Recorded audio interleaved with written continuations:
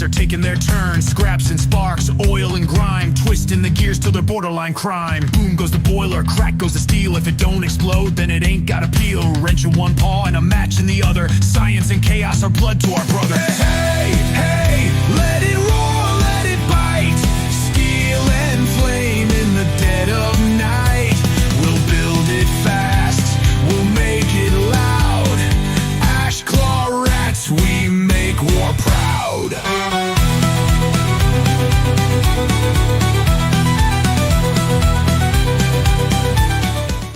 Good morning, fighters of recovered fuel.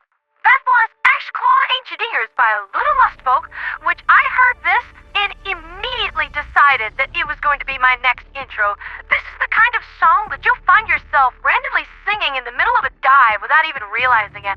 I'm sure the engineers are going to be very grateful for this morning's news, which I'll get into in just a moment.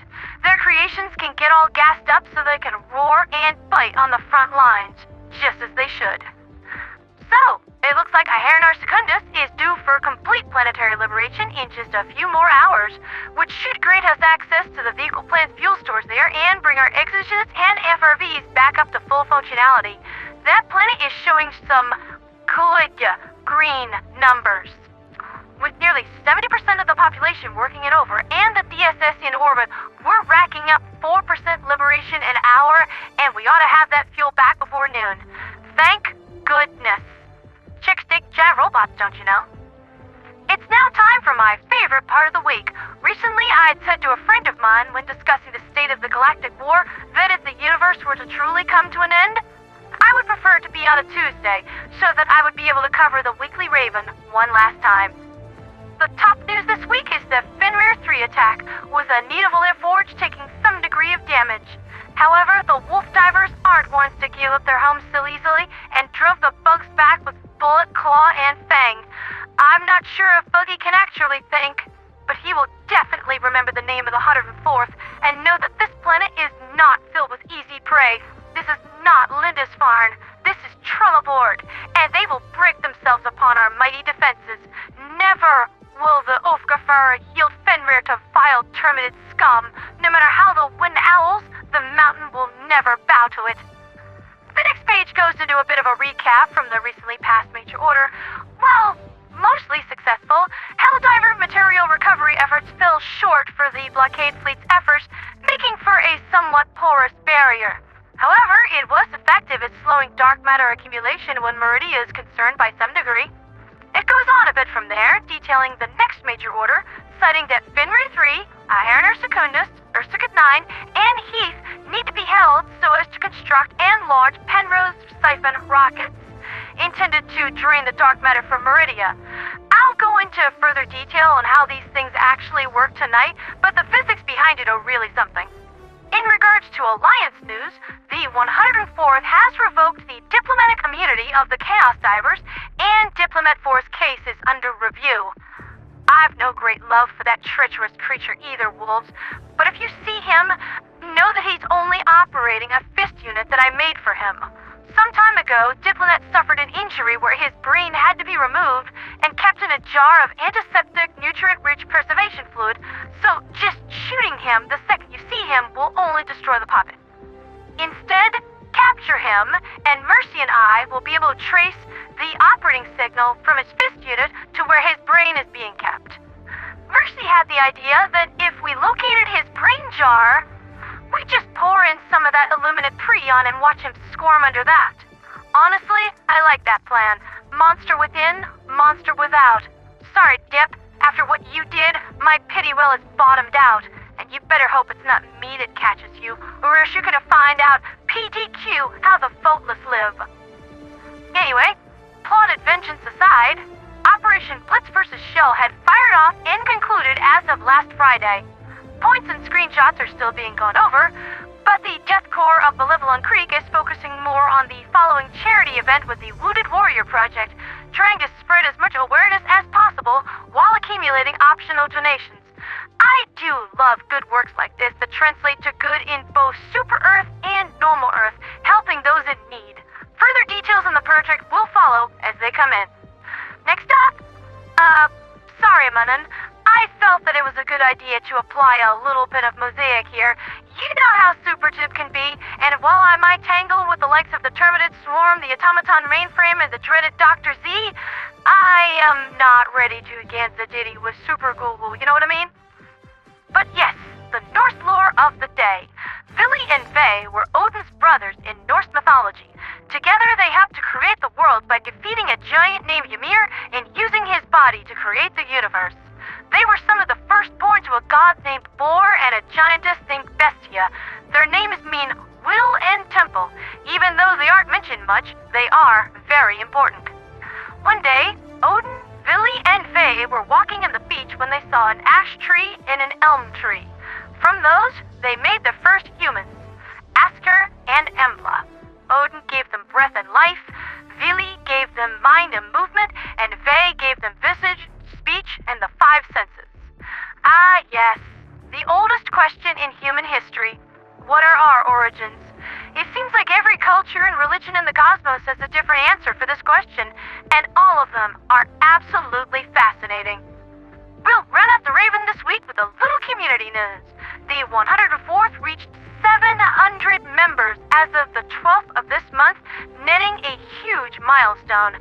However, the gaze of the wolf is always fixed on the horizon, focused on the next prey, and their minds are already set on the next goal of 800 members. They have also secured alliances with 4 other servers, and there is a mention here of my intelligence gathered of the attack upon Fort Sanctuary and Diplomats, or rather Prophet's treachery.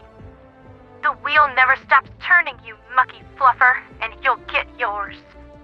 And that's the Weekly Raven, everyone. As always, I'd like to thank Munin, Hilmar, Oracle, Snarla, Silas, Venom, and Jovial for putting these together and making the highlight of my week. It seems that there are a few new faces on the Raven team. Welcome, everyone. It really does feel like the 104th is in a very good place these days and serves as a symbol of democracy across the whole of the Liberation Fleet. Next up, we have news from the business sphere, starting with the weekly stock price changes. The Merc Divers PNC saw a tiny bump upward at 1.3%, whereas the Cave Filling Corporation took a 5.4% loss. Ouch. Gunvald, surprisingly, saw an increase of 4.2%, but the Tank Hunters and Blackwall IT Solutions Incorporated suffered losses of 2.1% and 10%, respectively. Fluff. I knew I should have sold my holdings there last week. Lastly, Future Foundations had a tiny bit of growth at 2.3%, yielding nearly 10% over the last 2 weeks. Good deal, worthwhile investment there, stock sharks. In a move that's sure to make him as popular as that one dude from the Ministry of Truth handing out weapon nerfs, gut punches, and tax audits, Arthur Gunvaldus has canceled the Treaty of Dumatir, pretty much missing off everybody, and has made moves to deploy troops to expel the wolf divers from the planet. Thus far, the wolf divers have not made an official response, but it is extremely unlikely that they're going to go out without a fight. I mean, these guys don't take lip from the Terminids or the automatons, and you think they're gonna slink off back to finger your tails between their legs because some stuffed suit says so? I think Arthur Gunvaldus is about to run headlong into reality, really fluffing hard. I have also heard unconfirmed reports that the Gunvald police forces are starting to round up not just dissidents, wolf diver sympathizers, and protesters, but mutants as well.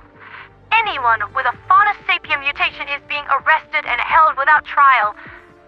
Arthur Gunvaldus made a statement saying that Gunvald must be pure both morally, spiritually, and physically.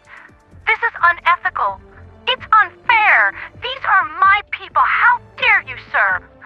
But it's not too late to turn things around. These people have done nothing wrong.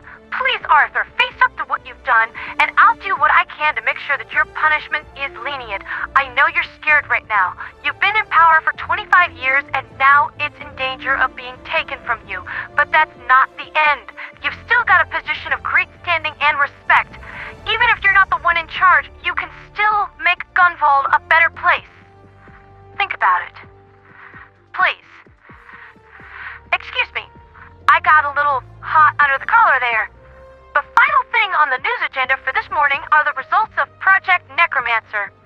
Victor Kristoff and I managed to acquire a great many voteless and recently deceased bodies as test subjects.